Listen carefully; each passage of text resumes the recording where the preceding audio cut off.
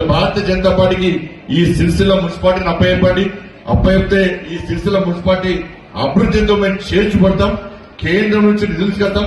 BRS పార్టీకి ఓటేస్తే BRS party పరిస్థితి నాకు గడక వాళ్ళు ఇక్కడ లేరు, అక్కడ లేరు, వాళ్ళకి ఒక్క ఎంపీ లేరు, ఒక్క ఎంపీ గెలవాలి, ఒక్క ఎంపీ గెలవాలి బీఆర్ఎస్.